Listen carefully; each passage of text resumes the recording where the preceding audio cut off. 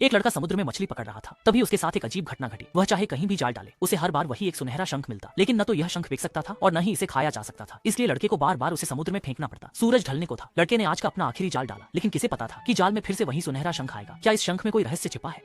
लड़के को उसे घर ले जाकर पानी के मटके में पालना पड़ा, लेकिन किसे पता था कि इसके बाद से लड़के के घर में अजीबोगरीब घटनाएं होने लगेंगी। एक दिन जब वह मछली पकड़कर घर लौटा तो जो उसने देखा उससे वह दंग रह गया। मेज पर गर्मा गर्म खाना परोसा हुआ था। ये क्या माजरा है? लड़का कुछ समझ नहीं पा रहा था। क्या किसी ने दावत के लिए खाना रखा था और गलती से यहाँ रख दिया? लड़का घर से बाहर निकला और चारों ओर तलाश की, लेकिन उसे दूर दूर तक कोई दिखाई नहीं दिया। वह बस सीढ़ियों पर बैठा रहा और पूरी रात इंतजार करता रहा। अगले दिन लड़का रोज की तरह मछली पकड़ने समुद्र में गया, लेकिन उसके जाते ही पानी के मटके में रखा शंख अचानक रंग बिरंगी रोशनी से चमक उठा और अगले ही पल वह एक सुंदर युवती में बदल गया। इसके बाद उसने कुशलता से चूल्हा जलाकर खाना बनाया और लड़के के बिस्तर को भी करीने से लगा दिया। थोड़ी ही देर में समुद्र के किनारे से मछुआरों के मधुर गीत सुनाई दिए। यह जानकर कि लड़का मछली पकड़कर वापस आ गया है, युवती फिर से शंख बन गई और पानी के मटके में वापस चली गई।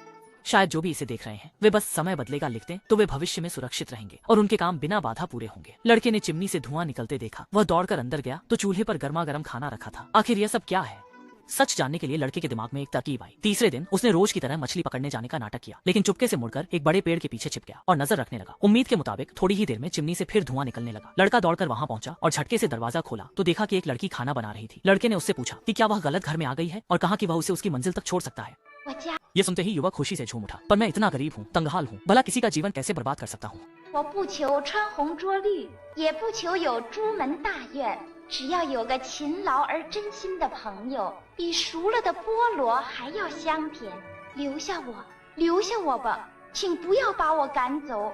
शंख कन्या को दुखी और रोते हुए देखकर लड़के का दिल पिघल गया और उसने तुरंत शंख कन्या की बात मान ली। उसके बाद के दिनों में वे दोनों बचपन के साथ ही खुशी खुशी साथ रहने लगे। लड़के ने पेड़ पर चढ़कर सबसे लाल फूल तोड़ा और उसे प्यार की निशानी के तौर पर शंख कन्या के बालों में सजा दिया। 3 साल का खूबसूरत समय पलक झपकते ही बीत गया, लेकिन वे दोनों अभी यह नहीं जानते थे कि एक गहरा संकट उन पर मंडराने लगा था।